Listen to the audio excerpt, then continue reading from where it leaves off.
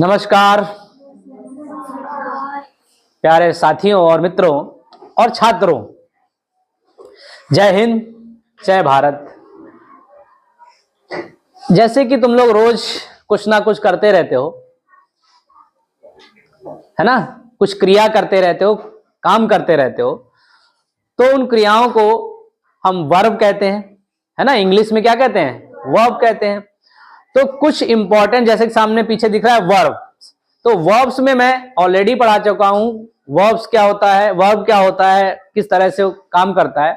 तो आज हम कुछ डेली यूज फुल वर्ब के बारे में देखेंगे, जो हम लोग डेली यूज करते हैं, है ना। उन वर्ब को क्या कहते हैं, कैसे उनकी फॉर्म्स होती हैं। जैसे कि वर्ब की 3 फॉर्म होती हैं, first, second and third form, and fourth one is present participle form. First form को हम प्रेजेंट फॉर्म कहते हैं, सेकेंड फॉर्म को पास्ट फॉर्म कहते हैं, और थर्ड को हम परफेक्ट फॉर्म भी कहते हैं। ठीक है, तो परफेक्ट पार्टिसिपल भी बोल दिया जाता है कभी कभी। तो आज हम कुछ वर्ब्स लिखेंगे, उन वर्ब्स की तीनों फॉर्म लिखेंगे विद पार्टिसिपल फॉर्म, मतलब आईएनजी फॉर्म के साथ। तो सबसे पहले कि जैसे कि आप लोग स्कूल आते हो, पहले क्या करते हो? सुबह से लेते हैं स्टेप बाय स्टेप, जिससे कि तुम्हें पता चले। यू बिकम अवेक, क्या करते हो? सबसे पहले जगते हो। अवेक, अवेक मीन्स जागना। अवेकन, अवेकन, ठीक है। ये फर्स्ट फॉर्म, सेकेंड फॉर्म और थर्ड फॉर्म है। ठीक है, इसका मतलब क्या होता है? जागना। ठीक है, अपने आप जब जागे तो अवेक, या जगाए कोई, जगाना, जागना, जगाना। ठीक, awaken, awaken and awakening, that is awakening. ING form है ये, अवेकिंग, इसमें आईएनजी लगा हुआ है, तो इसे प्रेजेंट पार्टिसिपल फॉर्म भी कहते हैं या पार्टिसिपल फॉर्म भी बोल देते हैं। Clear guys? उसके बाद what will you do after awakening? You go to washroom, हाथ मुंह धोते हो, wash, washed, washed, no change in first, second and third form. Washed, washing, कुछ हाथ मुंह धोने के बाद नहाएंगे भी, bath, taking bath, bath, bath, ED लगेगा, देखो, देख ला है, तो आसान होता है इनको याद करना भी। कुछ ही गिनती के कुछ ऐसे वर्ब हैं जिनकी तीनों फॉर्म अलग हैं, और कुछ वर्ब ऐसे हैं जिनकी तीनों फॉर्म सेम है। तो अभी हम देखते हैं कुछ इंपॉर्टेंट फॉर्म जो हम लोग रोज यूज करते हैं। ठीक है, I am here giving you the glimpse of verbs which are used in our daily life. Okay, हम जो रोज यूज करते हैं उन्हीं वर्ब्स को देखेंगे, हम जो रोज करते हैं। ठीक है, बाकी अदर वर्ड्स भी हैं। बाथ, बाथिंग, ये जब कंटिन्यू वाले सेंटेंस होते हैं, चाहे वो प्रेजेंट कंटिन्यूअस टेंस के हो, चाहे पास्ट कंटिन्यूअस टेंस के हो, चाहे फ्यूचर कंटिन्यूअस टेंस के हो, उन कंटिन्यूअस टेंस में आईएनजी फॉर्म का हम यूज करते हैं। ठीक है, उन्हीं कंटिन्यूअस फॉर्म को हम प्रेजेंट पार्टिसिपल भी कहते हैं। ठीक है, अब बात करने के बाद क्या करोगे? खाना खाओगे या नाश्ता खाओगे। तो खाना मतलब ईट, ड्रेस्ड हो जाता है, ईट, एट, ईटन।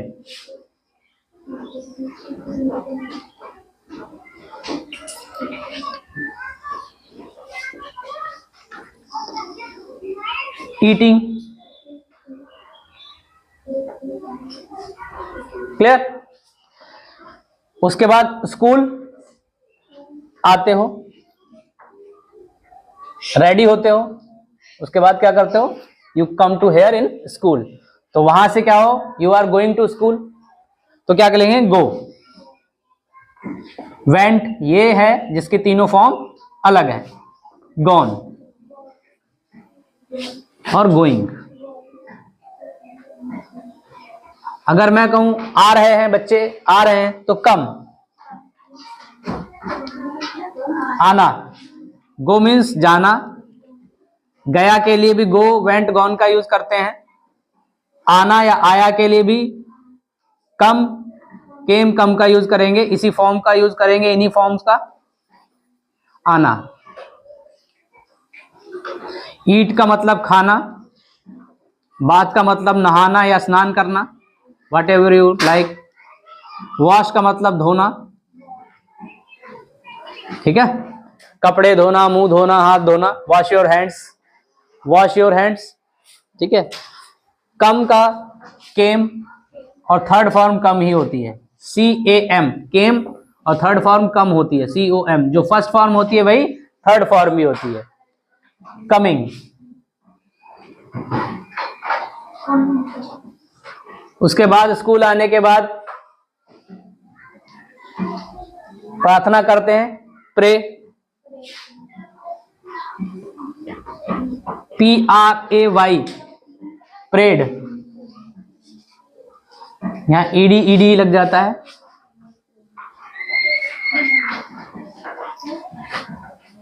होता है प्रेड या प्रे लिखेंगे तो ये प्रेड, प्रेड, और ये प्रेइंग हो जाएगा।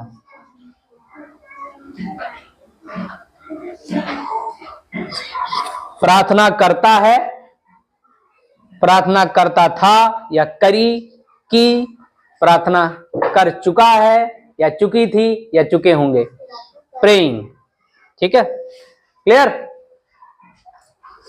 अब मैं ऊपर के रब कर दूंगा और नीचे वाले एक एक करके रब करता चलूंगा।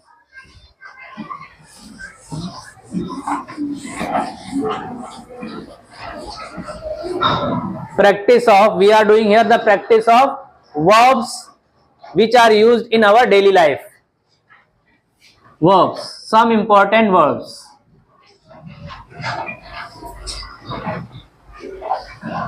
Pray, प्रार्थना की, उसके बाद read या write, कुछ पढ़ाई की हमने, तो यहां करने क्या आते हो, वो स्टडी करने आते हो, तो पहले क्या लिखोगे, स्टडी। क्या करने आए हम यहां, स्टडी, स्टडीड। इस आसान इसलिए है बहुत सारे वर्ब क्योंकि उनकी सेकेंड और थर्ड फॉर्म सेम होती है। ओके गाइज, ज्यादातर में ED लगा दो तो वो हो जाता है कंप्लीट, मोस्टली ऐसा पॉसिबल है, ठीक है। तो इनको रटने की जरूरत नहीं है, 2-4 बार आप अगर रिवाइज करते रहेंगे तो you will be well aware about this, what we should be do. Okay, studying. But everything wants our dedication and practice. Study. When you are reading a book, then you say read. Read. Read. इसमें कोई change नहीं होगा बेटा. Read. No change at all. Read. Reading. ठीक है. अब read करने के लिए मैंने मेज पर किताब रखी, क्या रखी, किताब, तो पुट, पुट में भी कोई चेंज नहीं होगा, put, put, putting,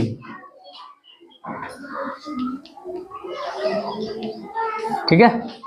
okay guys, study का मतलब भी पढ़ना होता है, रीड का मतलब भी पढ़ना होता है। I have already told you that when we use study then it means you have no book in front of you, आपके सामने नहीं है ना either book or magazine, लेकिन when we are putting in sentence read, when we use read, then it means you have a book in front of you, है ना।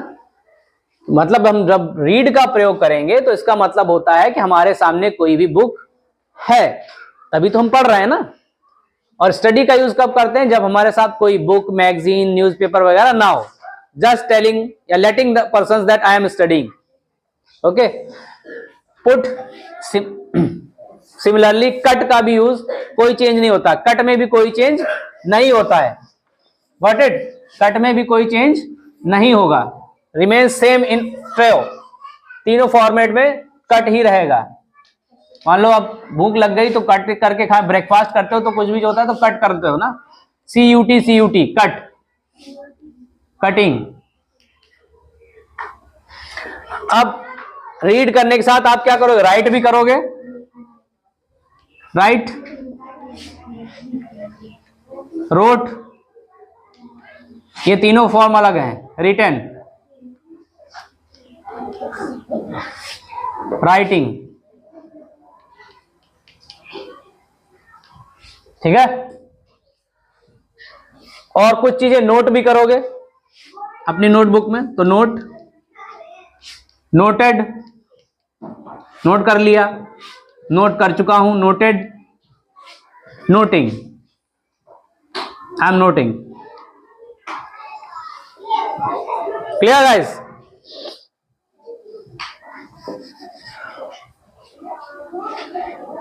Do का मतलब करना होता है, डू, डिड, डन और doing. Have you done your work, have you did your work, are you doing your work.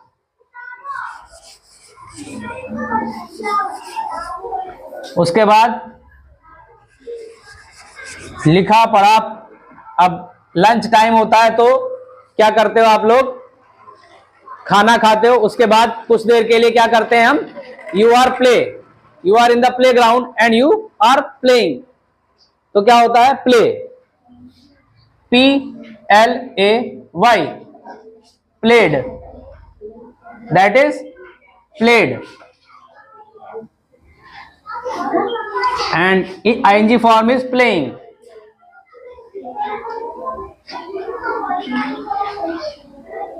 उसके बाद खेल भी लिया, फिर से पढ़ाई स्टार्ट की। जब हम घर जाते हैं तो क्या कहते हैं, अपने बैग बंद करते हैं, ठीक है, तो क्या करते हैं, क्लोज, बैग बंद करते हैं, दरवाजे खिड़कियां भी बंद कर देते हैं, क्लोज्ड, और फिर स्कूल को बंद कर देते हैं, क्लोज, क्लोज्ड, क्लोजिंग। ये तो था कि जो हम बच्चे स्कूल में पढ़ते हैं उनके लिए ये सारा मैंने लिखवा दिया है। उसके अलावा भी कई काम होते हैं, स्कूल में बच्चे झगड़ा करते हैं, है ना, तो वो भी लिखवा देते हैं। कुछ बच्चे मारपीट करते हैं, कुछ बच्चे झगड़ा करते हैं, कुछ मुंह से बात करते हैं, कुछ हाथ पैरों से बात करने लगते हैं, है ना। मैं अब पहले मुलाकात फिर बात फिर लात वाला कॉन्फिडेंस। कुछ बच्चे क्या कहते हैं, पहले लात ही से बात कर फिर बाद में बात करेंगे, है ना। तो यहां कुछ निगेटिव वर्ड्स भी लिख देते हैं। निगेटिव क्या है, ना तो लड़ाई अच्छी है ना झगड़ा अच्छा है, ठीक है। अब साथ में जब स्कूल आते हो तो क्या बैग लेकर आते हो, है ना। स्कूल आने के लिए आप कॉपी भी खरीदते हो, buy some copies, you buy some copies, है ना। बॉट, BOUGHT, बॉट, इसको क्या कहते हैं, बॉट, खरीदना, बाय, बाय, बाय मतलब खरीदना, बाय भी कहते हैं, बाई भी कहते हैं, बॉट, और ये सेम रहेगा बॉट, बाइंग, खरीद रहे हैं। We are buying books for our syllabus, buy. और उन बुक्स को, कॉपी को स्कूल लाते हो तो क्या कहते हो, bring, bring them with you, brought, bring, brought, brought, same, no change in first, in second and third form, remain same, brought, brought, bringing, ला रहे हैं। We are bringing some fruits for you. बच्चे कहते हैं master साहब तुम्हारे लिए कल फल लेके ही, और वो लाते हैं, तो क्या कहेंगे, we are bringing some fruits for you master ji, हम आपके लिए कुछ फल ला रहे हैं मास्टर साहब। तो ये खरीद लिया, ले भी आए, पढ़ भी लिया, लिख भी लिया। अब थोड़ा झगड़ा भी कर लें, फाइट, आपस में बच्चे करने लगते हैं, FIGHT, फाइट। फाइट का मतलब झगड़ा करना, फाइट, फॉट, FOUGST, फॉट। देखो ये सब ऑट ऑट वाले बन रहे हैं, फॉट, ये ऑट वर्ड होता है इतना, ठीक है, fighting.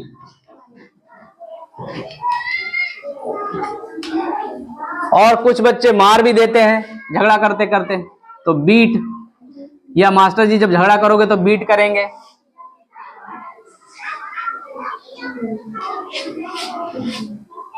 Beaten, beat, beat, beaten, beating. और डांटेंगे भी मास्टर साहब, है ना, जब तुम लोग झगड़ा करोगे, कुछ गलत करोगे तो क्या करेंगे, स्कॉल्ड करेंगे। स्कॉल्ड का मतलब डांटना, स्कॉल्ड। बीट, स्कॉल्ड का मतलब डांटना।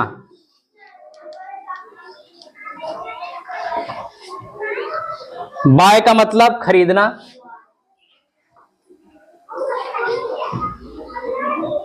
ब्रिंग का मतलब लाना।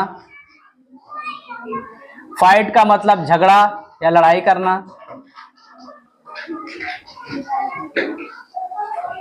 झगड़ा करना। बीट का मतलब पिटाई करना, पीटना या पिटाई करना।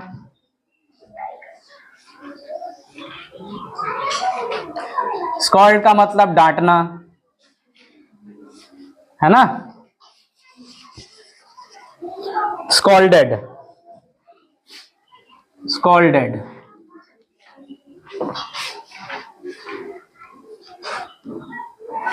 Scolding.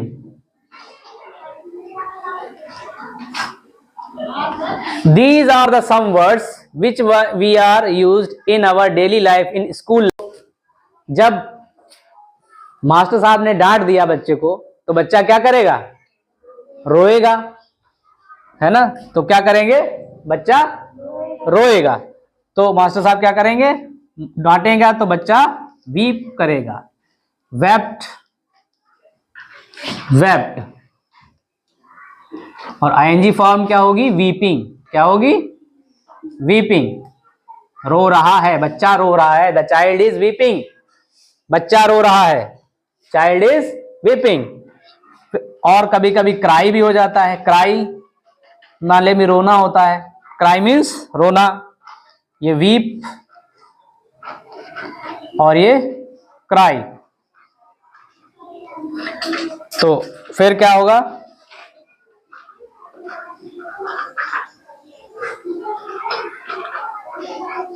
cried, cried, and participle form is crying.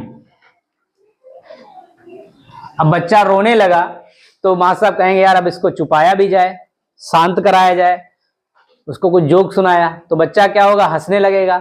तो क्या होगा, लाफ। क्या होगा, लाफ। लाफ मतलब हंसना, laughed, laughed. ING form is laughing. Okay guys, that is laughing. तो weep means रोना, cry means भी रोना होता है, कभी कभी cry का मतलब चिल्लाना भी होता है।